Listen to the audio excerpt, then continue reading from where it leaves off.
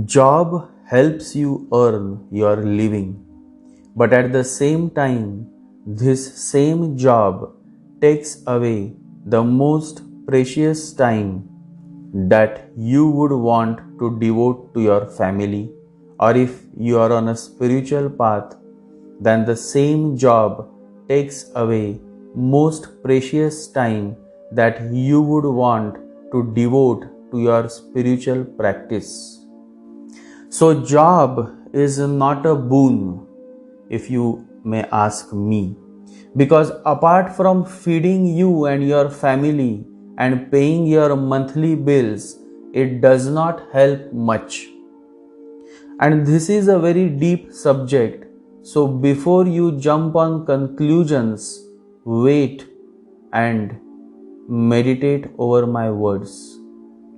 I have met many people across the world having not just good jobs but great jobs. But they all are in deep miseries because though they keep receiving applause for their performances and huge salaries, they are not happy.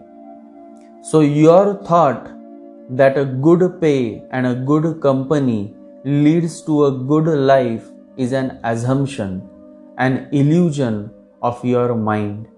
Else, this question would not have come to your mind. I am here to first remove all the illusions and notions and ideas that your mind is creating within you, so that you first understand that the idea of good job is also a myth. Because even if you get a good job, how does it help you in becoming happy? A man who is dependent on the outside factors to experience happiness is simply set for more miseries than otherwise. Bhagavan Raman Maharshi says, happiness is your nature. It is not wrong to desire it. What is wrong is seeking it outside when it is inside. Good job or bad job, if these factors are impacting the quality of your life, then you are still caught in the trap of the mind. And the mind will ensure that you become more miserable, because when your whole being, your whole existence, your whole happiness becomes dependent on the external factors, then you really are lost, simply lost. And my answer is to help you realize the true essence of happiness. Because when you ask for a good job, you are seeking happiness. So the question you have asked is a mask. The real question is about seeking happiness. Have you ever heard of a job that brings a lot of beating, and yet the one who is doing it feel immense joy within, abundance of happiness flowing through his whole being? I will tell you of one such job, a story of a man who takes a lot of beating for the job that he does, a lot of abuse, and yet you will find him in ultimate bliss. This man, and his name was Hassan, and he must be really mad. Really means really. He loved birds, he loved animals, and he could not see any one of them caged. So he took the mission of releasing any animal or any bird that he would find in a cage. This mission itself became his job, and it was not an easy job, because people would beat him, abuse him, but he would always laugh. Because when he would see the birds fly away, all of his bleeding, all of his pain would matter no more. The joy within would heal all of his body, all of his bleeding. One day, Hassan was going through a town and he saw many birds, beautiful birds, and they looked so innocent, so lovable, and they all were caught by a man and caged. Hassan opened the cage because birds are meant to fly. And so he opened the cage and all the birds flew away. They all chirped and were so happy that they seemed to have found a great friend in Hassan. But the man who had caged the birds came out of his house and rushed towards the cage, and he was shocked to see the birds flying away from the cage. He said to Hassan, "What have you done, you fool?" Hassan said, "Birds are meant to fly. Look how beautiful they see on the wings." But the man thought otherwise. He gave Hassan a good beating. His whole day's work had been destroyed, and he had been hoping to go to the market and sell the birds. And there were many things to be done. And now Hassan had destroyed the whole purpose. The man gave Hassan a good beating, but Hassan was laughing. In fact, Hassan was enjoying. He was bleeding. The man was beating him very harshly. But Hassan, our Hassan, was joyous within. The happiness of birds was healing all his wounds. The man could not beat anymore. He thought, "This man is really mad." You see, this is how this world is. It is a strange world. The insane is thought to be sane, and the sane is taken as the insane. When the man was finished with his beating, Hassan asked him, "Have you done it? Or would you like to do a little more? Are you finished? Because now I have to go." The man could not answer. What to answer? This man was simply mad. And Hassan started singing a song. He was very happy that the birds were flying in the sky, that they have been freed, that they have found their freedom. And he was happy that he was beaten and yet it didn't hurt. Happy that he could receive it as a gift. Happy that he could still thank God. There was no complaint, absolutely no complaint. So you all tell me, what is a good job? Not a job that pays well, but a job that lets you make a difference in the life of others. A job that lets you bring smile on the face of others. That's a real good job. The greatest job is when you get to live for others. The Divine Master Paramahamsa Yogananda says, there is a magnet in your heart that will attract true friends. That magnet is unselfishness, thinking of others first. When you learn to live for others, they will live for you. And so, through your question, I would like all my listeners and followers to first understand the real definition of what a good job is. Those who are behind money, power, fame may not understand my answer, because it is their own assumption that money, power, and fame can lead them to happiness. But the reality is something else, and the reality is fame, power, and money is not the answer that would lead you to the lasting happiness that you seek. A very well known actor, Jim Carrey, says, I hope everybody could get rich and famous and will have everything they ever dreamed of, so they will know that it's not the answer. Once you self-realize this, then you can understand the real definition of a good job, and then you can understand the many deeper aspects of this human life.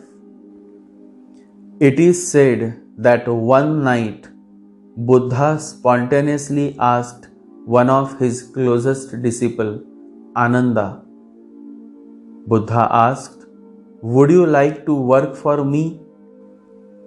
And Ananda was moved. 40 years he had been following Buddha. His eyes were filled with tears. It was the most beautiful moment of his life when the Master himself is offering him such a great job, the job to serve. What can be as beautiful and as great than to have such a job, working and serving the Divine Master? The Holy Bible says, for even as the Son of Man did not come to be served, but to serve, and to give his life a ransom for many. Perception matters, and perception is based on the quality of your thoughts. Thoughts become perception, perception becomes reality. Alter your thoughts, alter your reality. And so I would love to see you all focusing on raising the quality of your thoughts. Remember, your thought is shaping your destiny. The shape and form of your destiny that you all are experiencing in this life is the result of the quality of thoughts that you have been producing in your last many births. When thoughts start purifying, you start appreciating the job that you have. Then you also get a good job. Then you self-realize what is good job in the true sense. And then all that is going to help you progress in life, materially and spiritually, start flowing towards you. And you also start flowing towards the source of goodness. And then the melting happens, the peak is attained. So any remedy that helps you to raise the quality of your thoughts and to purify your mind is always going to help you get all that is good for you. Then why just a job, house, wife, partner, friend, social circle? Everything starts falling into the right place. The starting point is the quality of your thoughts. The most beautiful way to raise the quality of your thoughts is by turning inwards and discovering yourself. The intelligent person will go inward first. Before going anywhere else, you will go into your own being.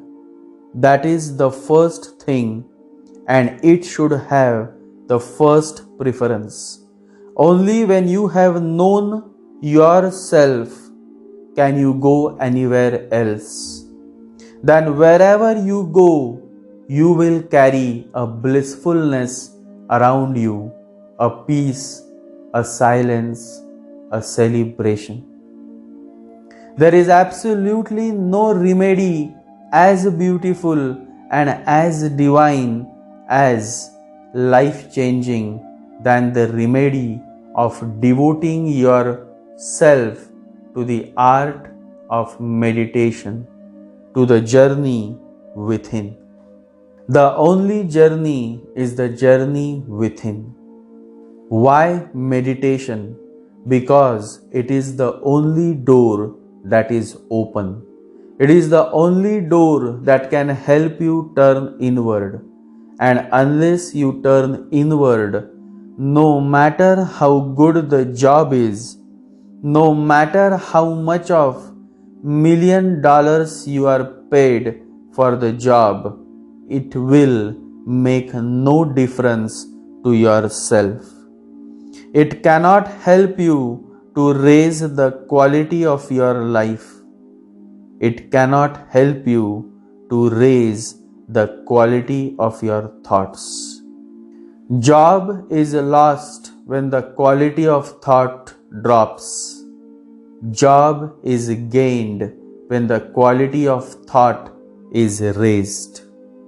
And to raise the quality of thoughts, the only door, the only way, the only path, and the only remedy is practicing meditation.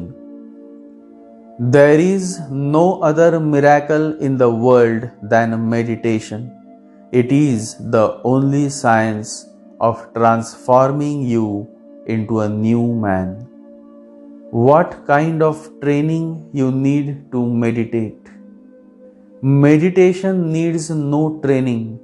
Every human being is spiritual by nature. The only difference is the spirituality within every individual is not activated. The moment it is activated, your spiritual journey begins. And the way to activate it is through meditation, by being more and more prayerful, more and more meditative. How to meditate? And the answer is remaining unoccupied, remaining available, remaining empty by dropping all the learning and notions and ideas that you have been collecting all your life in the quest of becoming knowledgeable. The real question is of unlearning much, because unless there is space within your being, how can the truth come to you? How can God come to you? How can love come to you? The Master says there is no need to ask how to meditate. Just ask how to remain unoccupied. Meditation happens spontaneously. Just ask how to remain unoccupied. That's all. That's the whole trick of meditation, how to remain unoccupied. Then you cannot do anything. The meditation will flower. Remedies are in millions, but those all are actions devoted to external factors. I am encouraging you to devote your time and energy to all that is within you. A time comes in the most evolved soul's life when the only karma that remains is meditation. The only karma that remains is of experiencing love within, experiencing joy within, and then spreading this joy, this happiness to all those who connect, to all those who follow, who resonate. And to me, there is nothing as great as this wonderful job, the job that lets you make a difference in the life of others. Let us move towards such a beautiful job, a mission, a purpose that helps us to make this world a much more beautiful place for those who are yet to arrive. It all comes to the thoughts, what you read, what you listen, whom you follow, what you believe. It all goes on influencing, shaping the quality of your thoughts. Nam Smaran, holy name, remembering the holy name, is one effective way to control your mind.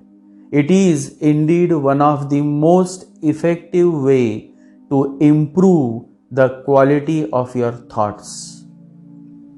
The ISKCON founder Srila Prabhupada says, if one wants to derive the actual benefit from this human form, he or she must take to the chanting of the holy name of the Lord.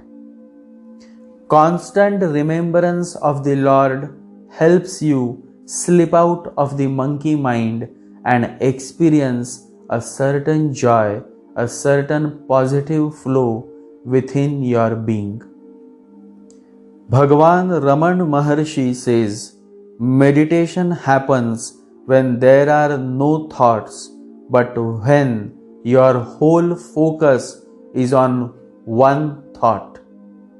This one thought is the thought of your Lord, the holy name of your Lord. Radhanath Swami says, chanting the Lord's name cleanses our selfish ego and allows true light of love within our soul to shine towards God and all living beings. When your thoughts are positive, when your thoughts are filled with unconditional love, when your thoughts are about serving others selflessly, then as your time changes, the right job comes to you and it comes uninvited. It comes all of a sudden. It comes when you would have not expected it to come. His Holiness Dalai Lama says, when a person thinks that everything is going wrong, something wonderful happens in his life. How beautiful is this quote? Something wonderful always happens in our life. The conscious beings realize it, value it, and always live with a grateful heart. And so the real question is, how much of our life we are living with consciousness? When consciousness prevails in our life, then even a difficult job becomes a learning experience for us. And that learning helps us to evolve into a much matured human being. Always remember, there is no such thing as good job and bad job. It all depends on how you are, what you are from within.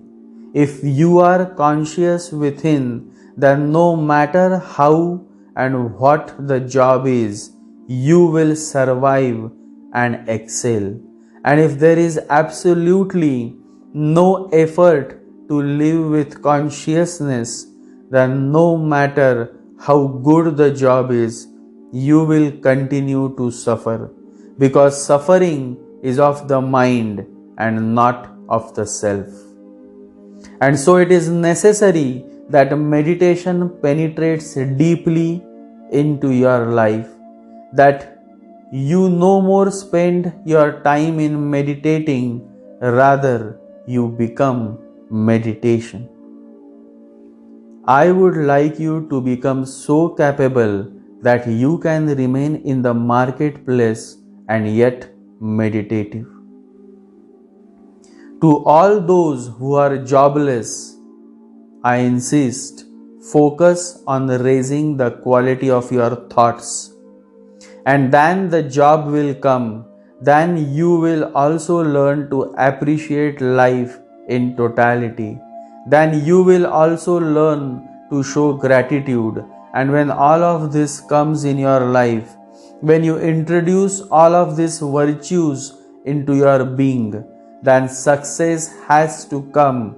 How long can it dodge you? It has to come. It is going to come. The question is how much you are devoting yourself towards first transforming yourself, changing yourself, because it is only when you change yourself that you can see the change that you desire. And so there is no science, no art, no miracle than the miracle of meditation, the miracle of turning inwards, followed with positive karma, feeding the poor, donating, helping others selflessly, that can work wonders in your life. And this is the only way that can bring patience to your being, faith to your being. And when you have abundance of patience and faith, can anything go wrong in your life? Never. Sai Baba, one of the greatest spiritual masters, spent his whole life in emphasizing on the immense importance of having faith and patience. These two qualities are the supreme attributes that can help any man or any woman to attain all that they seek. All that the Master seeks from you all is faith and patience. And these are the highest qualities that can evolve within your being when you start turning inwards. When you start taming the monkey mind, because the mind is always restless, impatient. When you start focusing on doing good to others, and lastly, when you self-realize that there are no others. Once a questioner asked Bhagavan Raman Maharshi, how should we treat others? And the Bhagavan answered, there are no others. When consciousness expands within your being, goodness starts flowering within you. And when you become good job, and all those good things that you have been seeking starts flowing towards you. We have to continuously focus on bringing more and more awareness to ourselves by being more and more meditative, more and more prayerful, and more understanding. Love deeply, love without jealousy, love blissfully, and help each other to be more meditative.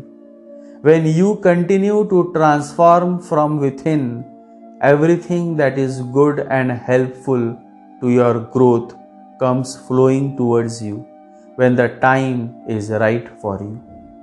It all begins with that one person, and that is you, and the state of your thoughts, the quality of your thoughts.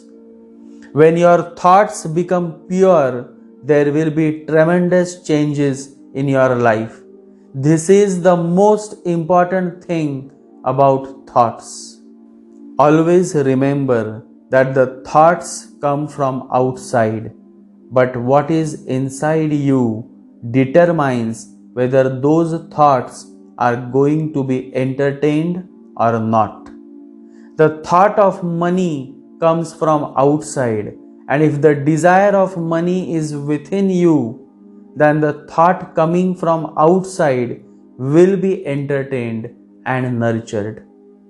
The thought of sex comes from outside, and if the desire of sex is within you, then the thought coming from outside will be entertained. You may just fall for it.